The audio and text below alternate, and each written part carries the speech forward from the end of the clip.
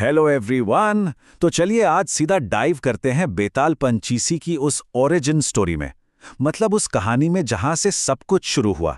वो कहानी जिसने सदियों से सबको हैरान किया है, यानी कि राजा विक्रम और उस अजीब से बेताल की पहली मुलाकात।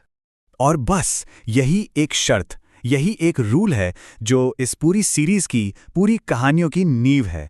एक राजा के पेशेंस का, उसकी इंटेलिजेंस का, और सबसे ज़रूरी उसके शांत रहने का, उसके साइलेंस का सबसे बड़ा इम्तिहान। तो चलिए इस मज़ेदार सफ़र को शुरू करते हैं। अच्छा, तो आज हम क्या क्या देखेंगे? हम इन सेक्शंस के जरिए समझेंगे कि कैसे कैसे एक मामूली से फल ने पूरी सल्तनत हिला दी। कैसे एक योगी ने राजा को एक मौत के मुंह वाले मिशन पर भेज दिया। और आखिर में कैसे विक्रम की भेंट उस बेताल से हुई जो उनके ज्ञान को, उनकी नॉलेज को बुरी तरह चैलेंज करने वाला था। तो ये सब शुरू कहाँ से हुआ? हैरानी की बात है, इसकी शुरुआत एक सिंपल से दिखने वाले फल से हुई। एक ऐसा फल जिसने रिश्तों और वफादारी का एक ऐसा जाल बुना जिससे कोई नहीं बच सका। कहानी धारा नगरी से शुरू होती है। राजा विक्रम एक पावरफुल रूलर थे, लेकिन जब उन्होंने थोड़ा घूमने फिरने का, ट्रैवल पर जाने का फैसला किया, तो उन्होंने अपने भाई भर्तृहरि पर पूरा स्टेट, पूरा राज्य ट्रस्ट करके छोड़ दिया। और बस यहीं से कहानी एक बिल्कुल अनएक्सपेक्टेड मोड़ ले लेती है। अब ये जो अमर फल का सफर है ना, सच में कमाल का है। ये फल अमर होने का नहीं, बल्कि इंसानी रिश्तों की असलियत दिखाने का सिंबल बन गया। एक देवता से शुरू हुआ, फिर ब्राह्मण के पास गया, फिर राजा, रानी, कोटवार और कोर्टिजन से होता हुआ आखिर में घूम फिर कर वापस राजा के पास ही आ गया और अपने पीछे छोड़ गया धोखे की एक ऐसी चेन जिसने सब कुछ बदल दिया। जब राजा भर्तृहरि के हाथों में वही फल वापस आया ना, तो उन्हें रियलाइज हुआ कि ये दुनिया, ये रिश्ते, ये प्यार सब एक मायाजाल है, एक इल्यूजन है जिसमें असल में कोई किसी का नहीं है। ये उनके लिए एक बहुत बड़ा फिलोसॉफिकल शॉक था। और इस रियलाइजेशन का नतीजा ये निकला कि राजा भर्तृहरि ने राजपाट सब कुछ छोड़ दिया और योगी बनकर जंगल चले गए। और इसी के साथ धारा नगरी का सिंहासन, मतलब द थ्रोन, एक बार फिर खाली हो गया। अब आते हैं कहानी के अगले फेज में। जब विक्रम अपने राज्य वापस लौटते हैं, तो उनका सामना एक नए खतरे और एक बहुत ही मिस्टीरियस योगी से होता है। विक्रम की वापसी भी कोई ऐसी वैसी एंट्री नहीं थी। आधी रात को शहर के दरवाजे पर उन्हें एक देव से लड़ना पड़ा, और जीतने के बाद उस देव ने एक बहुत ही अजीब सी वार्निंग दी। एक योगी तुम्हारी जान लेना चाहता है। इससे कहानी में एक नया सस्पेंस बन जाता है। इसके ठीक बाद शांतिशील नाम का एक योगी दरबार में आता है। वो रोजाना विक्रम को एक फल गिफ्ट करता है।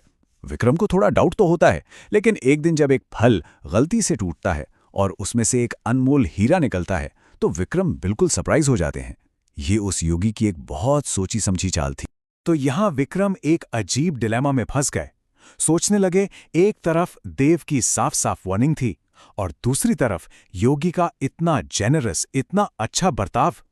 क्या ये एक जाल था या देव ने कुछ गलत समझा था? फाइनली योगी अपने असली मकसद को सामने रखता है। वो विक्रम से एक बेहद खतरनाक काम में मदद मांगता है। आधी रात को शमशान घाट में अकेले आने के लिए। एक ऐसा ऑफर जिसे कोई भी आम इंसान सीधा मना कर देता, लेकिन विक्रम तो विक्रम थे। उन्होंने एक क्षत्रिय की तरह अपना वचन दिया और इस चैलेंज को एक्सेप्ट कर लिया। और बस यहीं से शुरू होती है विक्रम की असली परीक्षा। एक ऐसी जर्नी, एक ऐसा सफर जो किसी के भी रोंगटे खड़े कर दे।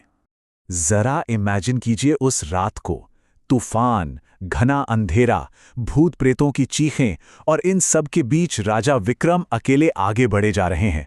और फिर उन्हें वो सिरास का पेड़ दिखता है जो आग से धक धक कर जल रहा था, और उस पर एक लाश लटक रही थी। अब सवाल ये उठता है कि विक्रम ने इतना बड़ा रिस्क लिया क्यों? क्या ये सिर्फ एक प्रॉमिस पूरा करने का डिटर्मिनेशन था, या कुछ और? ये उनकी बेपनाह हिम्मत और एक राजा के तौर पर उनकी ड्यूटी को दिखाता है।